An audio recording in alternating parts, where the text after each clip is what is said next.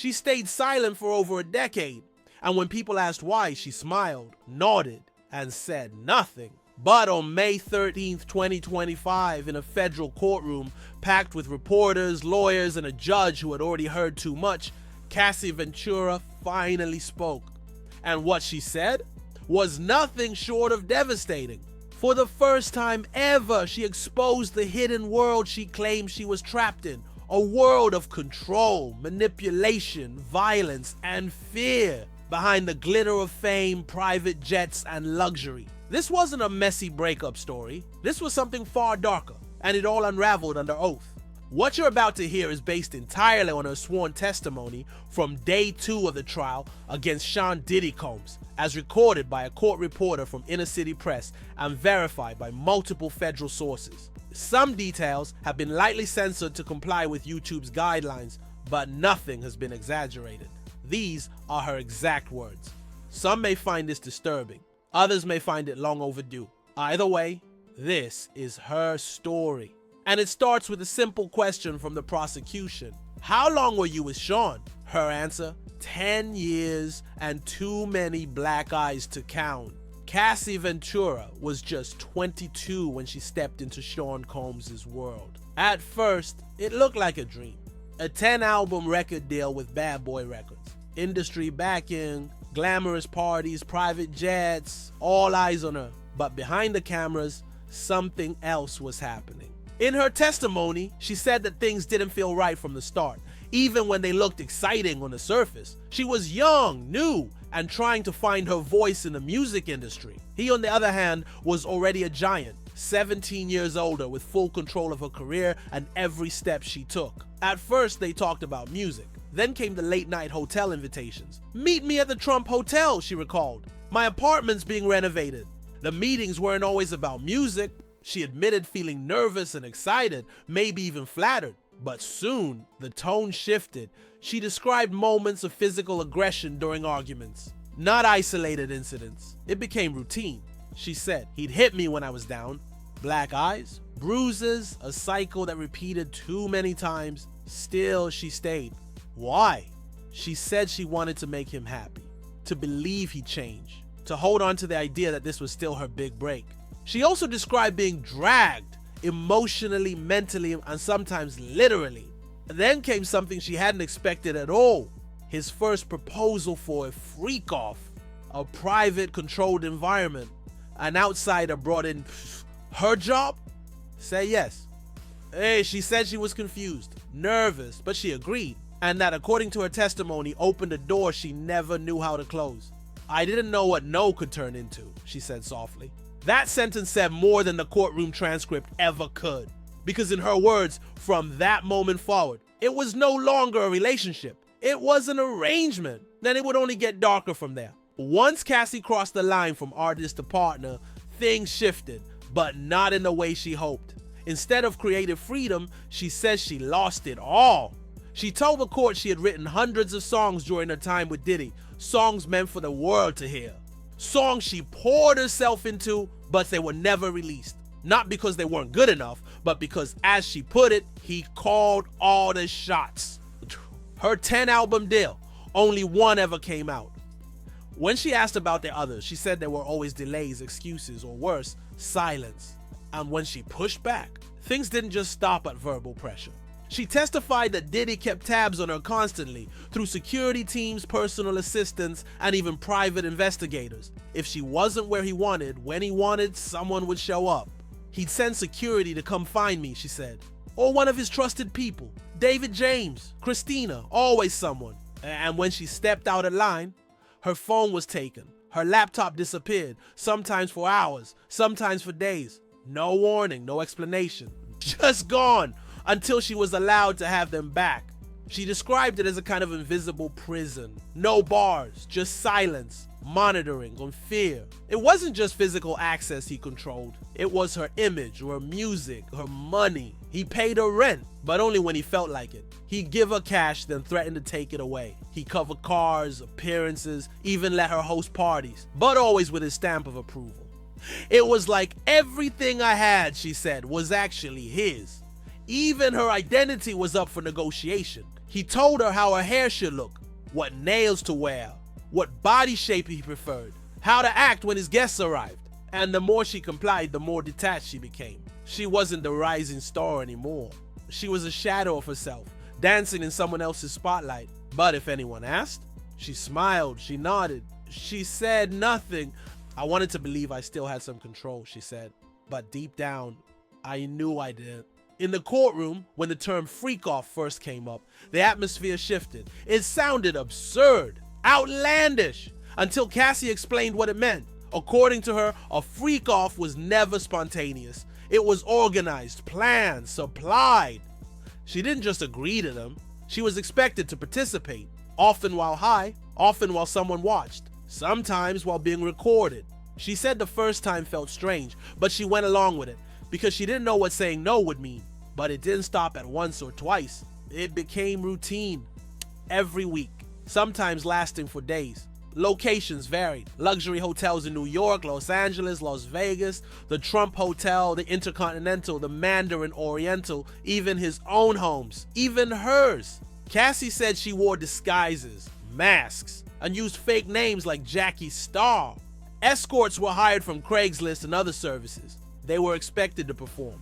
If they couldn't, they were sent away. Diddy's team handled everything. Security would deliver the drugs, the oils, the props. The rooms were lit with candles drenched in scent. Nothing left to chance. She mentioned ecstasy, mushrooms, Special K, GHB, sometimes slipped into Gatorade, sometimes handed directly. She said the drugs dulled everything, her emotions, her senses, her ability to protest. I had to disassociate, she said, to become emotionless. And while the outside world saw her as a quiet R&B singer, insiders whispered that she was his girl. No one really knew what that meant until now. She said Diddy would sometimes join in, sometimes watch, sometimes record. She never knew what happened to the footage. Sometimes it was on her phone and she deleted it immediately. Other times, she asked him to erase them. He never confirmed if he did. What shocked the courtroom wasn't just the sexual nature of the events, it was how clinical, how orchestrated it all sounded. There was a process, a system. She wasn't describing random chaos, she was describing a lifestyle. It wasn't something I wanted, she said, not that often, not like that. But I didn't feel I could stop it. And if she tried, the consequences wouldn't just be emotional, they'd be physical and visible. The parties may have ended behind locked doors, but the bruises didn't. Cassie told the court that violence became a part of her reality, something that crept in quietly, then stayed. At first it was arguments, raised voices, mood swings. Then it turned physical. She said it could happen without warning, during a conversation, a disagreement, or in the middle of a so-called session. Next thing I knew, she said, I was getting hit in the face. Black eyes weren't rare. Being dragged, shoved, or grabbed by the neck became too frequent to count. One of the most disturbing incidents she described happened at the Intercontinental Hotel in Century City. The same night she had a major event scheduled. She said she wanted to leave early. For once she had something for herself, a film premiere. But Diddy wasn't having it. She says he hit her between sessions. She tried to run. She made it to the hallway. She reached for the hotel phone, but before she could make the call, he allegedly grabbed her by the hoodie, lifted her off the ground, and slammed her down. The courtroom was silent as the prosecution played security footage from that hallway. It showed her trying to call for help.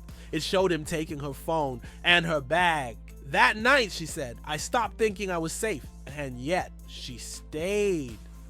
Because leaving wasn't just about walking out the door. It was about escaping someone who had full control over her music, her money, her image, and her voice. She described the fear of making him angry, of saying no, of triggering the next blow. Even when she tried to bring up her discomfort, she did it gently. She had learned to tiptoe through conversations, to smile through anxiety. If I brought things up the wrong way, she said, he might do it with someone else or take everything away from me. But the violence didn't always come with fists. Sometimes it came with silence, with being ignored for days, with being stripped of her phone, her space, her access to anyone outside that world. And that, in her own words, was often worse than any bruise.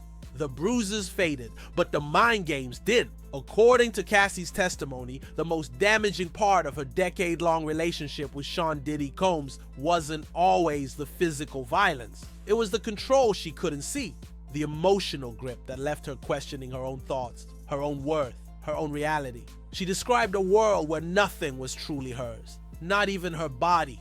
He controlled how she looked, her hair, her nails, her weight. She was told to be camera ready, not for music videos, but for private sessions. She once shaved her head in 2009. Why? Because she wanted to feel something different, something rebellious, but even that, she says, was met with criticism. He told me I looked too Mexican with my hair like that, she said. Her appearance, her voice, her behavior, all filtered through his standards. She wasn't just trying to be a good artist. She was trying to be the version of herself he wanted to own. And when she started slipping, and when she stopped smiling, stopped performing, stopped pretending, he noticed. She shared personal emails with the court, messages where she pleaded to be seen, to be heard. "I really need to be with you," she wrote. He replied, "You don't want to do this anymore, you're so predictable." To an outsider, it may sound like a passive exchange, but to Cassie, it was layered. He knew she was done. But she was still pretending she wasn't, because pretending meant survival, because honesty came with consequences. And every time she tried to speak up, she says she second-guessed herself. Would he explode? Would he cut her off? Would he punish her financially, emotionally, or worse? I didn't have the words back then, she told the courtroom. I couldn't explain it to anyone. Her silence wasn't compliance. It was fear wrapped in loyalty, guilt wrapped in love. And under all of it was a young woman who thought she still owed him something, even if it meant losing herself in the process.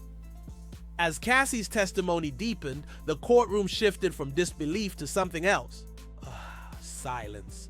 Because what she described next wasn't just emotional abuse or manipulation behind closed doors, it was danger. Real, physical, high-stakes danger. She recalled a night in downtown Los Angeles where they were heading to a club. She'd taken mushrooms, she was high, vulnerable, and on edge. And then Diddy handed her a gun. Not metaphorically, literally. "I was told to put it in my bag," she said. "I was freaking out." It wasn't a one-time thing. She described other nights when he and his security team would gear up, weapons in hand, before jumping into SUVs and vanishing into the night. She didn't know where they were going. She didn't ask. She was too scared to. 30 or 40 minutes, she said. That's how long they'd be gone. Long enough to wonder, short enough to pretend it was nothing. But the fear didn't stop at what he might do to others. It extended to what he might do to himself or to her. She mentioned a night when Suge Knight, yes, that Suge Knight, was spotted at a nearby diner. Diddy, reportedly furious, got in his car and drove there immediately. Cassie cried, begged him not to do anything reckless. "Don't do something stupid," she remembered pleading. But she had no control, because drugs weren't just part of the parties, they were part of survival. She admitted taking ecstasy, GHB, a special K, mushrooms, sometimes willingly, sometimes not. She recalled Gatorade laced with substances she didn't expect. She said she'd get high just to disconnect from what was happening. "I had to not be present," she explained, "because it was something I hated." She described hallucinations, her heart racing, walls coming alive, numbness, vomiting, and even then, she was expected to continue. "Did you want to stop?" the prosecutor asked. "Yes," she said, "but I didn't feel I could." Because even if she vomited, he told her to push through. Even if she wanted to say no, she didn't. And even if she tried to leave, there were cameras, safes full of footage, and people watching her every move. Sometimes he'd FaceTime in, she said, just to watch. And when the drugs ran out, she didn't even need to ask. He'd tell her who to call. Because this wasn't just chaos. This was a machine, a system she didn't build, but one she was trapped inside. By the time Cassie decided to walk away, she wasn't leaving a relationship. She was escaping a system, and she knew it wouldn't be easy. She told the court that after years of secrecy, she finally handed over hard evidence to federal prosecutors. Laptops, flash drives, old devices full of emails, text messages, photos, and documents. One of them, a drive-marked GXB, held sensitive material related to Diddy. She had reviewed it before handing it in. It contained photos, conversations, personal records, and most chillingly, videos, some from her own devices, some from his. When asked what was on them, she said she didn't want to know. She had seen enough. She deleted what she could, not out of spite, but shame. They were disgusting, she said. I never wanted anyone to see them. She wasn't protecting him. She was protecting herself from reliving what she called the worst years of her life. And yet the question hung heavy in the room. How much of this was filmed, stored, shared, or still out there? She admitted that many sessions were recorded, sometimes without her consent, sometimes without her full awareness. She never received payment for the album she never released. She never saw the freedom she once imagined when signing that record deal. Instead, she was left with scars, mental, physical, emotional. The freak-offs became a job, she said. There was no time to do anything else but do them and try to recover. She described one session that lasted 4 days straight. She never slept. She was on drugs the entire time. Afterwards, she needed days to come back to herself, if she ever truly did. And then there was the night she tried to leave. She had a film premiere coming up, something important, something hers, but Diddy didn't care. She said he physically stopped her, hit her, dragged her, and that's when she knew this wasn't just abuse. It was control at its most dangerous level. Her final attempt at walking away ended with a hallway surveillance video. Footage shown to the court. It captured her trying to use the hotel phone, captured him taking her bag, taking her phone, taking the last bit of power she had left. That was the night, she said quietly, when I realized I couldn't save him and I had to save myself. By the end of her testimony, the courtroom didn't just see a witness. They saw a woman unrecognizable from the polished, quiet image the world once knew. Cassie Ventura wasn't just telling her story, she was reclaiming it. She had spent 10 years under the control of one of the most powerful men in music. 10 years navigating fear, manipulation, violence, and a constant loss of identity, and for most of that time she said nothing, because silence in that world wasn't weakness. It was survival. Now, on the record, under oath, she said everything. She's laid bare the moments no one was supposed to hear, the rooms no one was meant to enter, the footage no one was meant to see, and she's handed it to the justice system. Piece by piece, laptops, drives, videos, names. Some viewers will ask, why now? Others will ask, why didn't she leave sooner? But the better question might be, what happens when someone this powerful finally loses the silence that protected them?